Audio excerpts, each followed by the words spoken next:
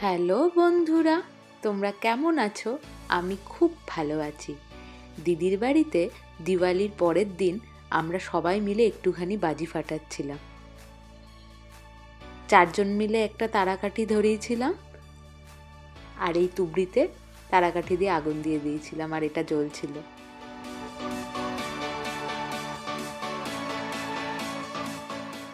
আর সবশেষে আমার তারাকাঠিটা জ্বলছিল বলে তো আমি খুব মজা করছিলাম।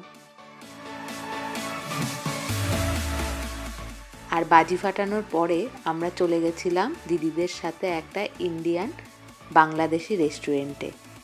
এখান থেকে আমরা নিয়ে এসেছিলাম কাচ্চি বিরিয়ানি। 2টো মাটন কাচ্চি বিরিয়ানি ছিল আর একটা চিকেন কাচ্চি বিরিয়ানি ছিল। আর দিদি এখানে আমাদের প্লেটে সবাইকে দিয়ে দিচ্ছিল। আর এখানে দাদাকে বসিয়ে রেখেছিলাম ভিডিও করব বলে, না খেতে দিয়ে। আর পরের দিন সকালবেলা আমরা সবাই মিলে চলে গেছিলাম পেনসিলভেনিয়ায় জিম থর্পে।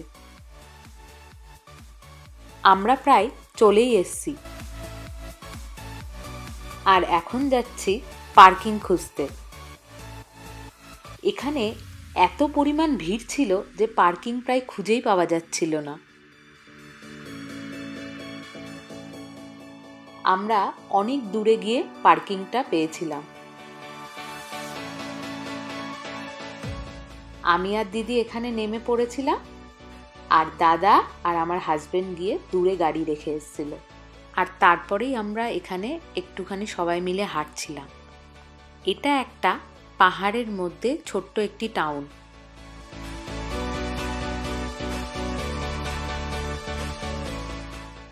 এই রাস্তার দুধার দিয়ে সবাই হেঁটে যাচ্ছিল, আর আমিও এখানে কয়েকটা ভিডিও, রিলস আর ছবি তুলে নিয়েছিলাম। আর এখানে দাদাকে বলছিলাম আমার কয়েকটা ছবি তুলে দেওয়ার জন্য, আর দাদা বেশ তুলেই দিচ্ছিল ছবিগুলো। আর তারপরেই আমরা টিকিট নিয়ে নিয়েছিলাম ট্রেনে উঠবো বলে। এই যে ট্রেনটি এখন চলে এসেছে। ট্রেনটি একটা ট্রিপ দিয়ে চলে এসেছে।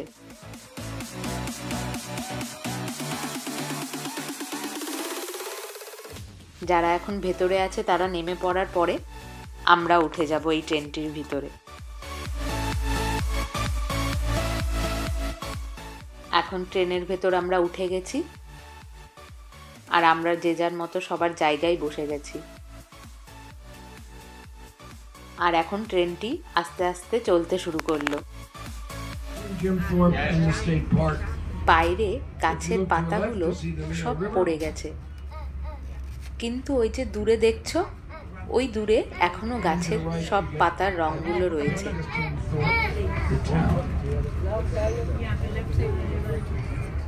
এইটা ফল ফেস্টিভ্যালের একদম লাস্ট সপ্তাহটা ছিল।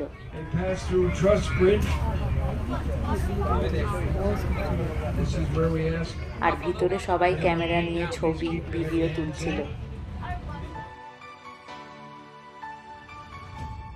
আর এখানে একটা নদী বয়ে গেছে।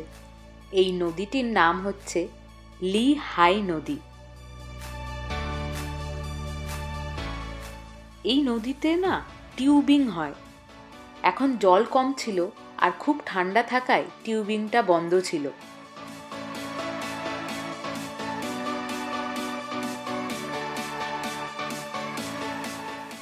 এই সপ্তাহটিতে গাছের পাতায় অনেক কিছু পড়ে গেছে বলে একটু ফাঁকা ফাঁকা লাগছে, কিন্তু দূরে দেখো রোদ পড়েছে, গাছের কালারগুলো পুরো স্পষ্টভাবে বোঝা যাচ্ছে।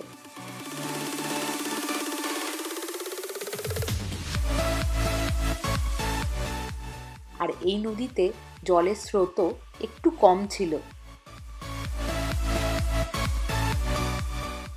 এর আগে শুনেছি এই নদীতে নাকি জলের স্রোত ভালো হয়।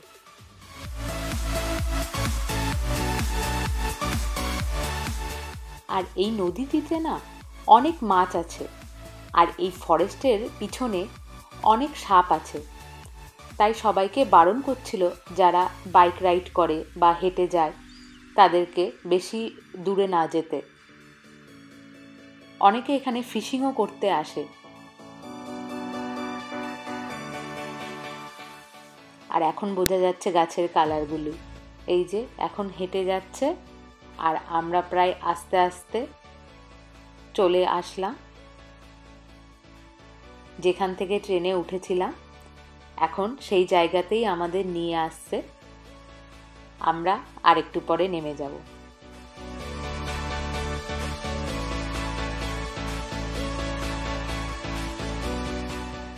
আর এই রাস্তায় বাইক রাইডিং করছে সবাই। আর এখন আমরা যাচ্ছি যেখানে গাড়ি রেখে এসেছিল পার্কিংয়ে, সেই জায়গাটিতে। আর এটা একটু পাহাড়ি রাস্তা, আর এটা খুব আফিল ছিল। এখানে প্রচণ্ড পরিমাণে ঠান্ডা ছিল, আর হাওয়াও বইছিল খুব ঠান্ডা। আর তারপরেই আমরা চলে এসেছিলাম রাতের ডিনার করতে শ্রীলঙ্কান রেস্টুরেন্টে। এই হচ্ছে ভিতরের জায়গা।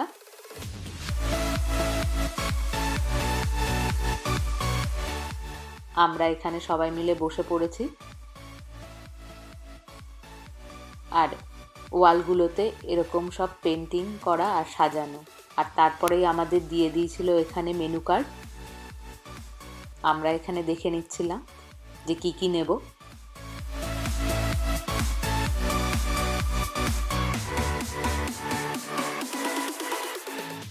স্টার্টারে আমরা নিয়েছিলাম স্টাফড গোথাম্বা আর ফিশ বল। আর মেন কোর্সে ছিল আপ্পা, এটা হচ্ছে ডেভিল চিকেন, রাইস ছিল, শ্রিম্প কারি ছিল, আর এটা হচ্ছে পোল রুটি, তার সাথে চাটনি ছিল। আর সবার শেষে মিষ্টি নিয়েছিলাম, ওই ভিডিওটা এখানে করা হয়নি। এই খেয়ে আমরা বাড়ি চলে এসেছিলাম। আজকের মতো ভিডিওটা এখানেই শেষ করছি। সবাই খুব ভালো থেকো।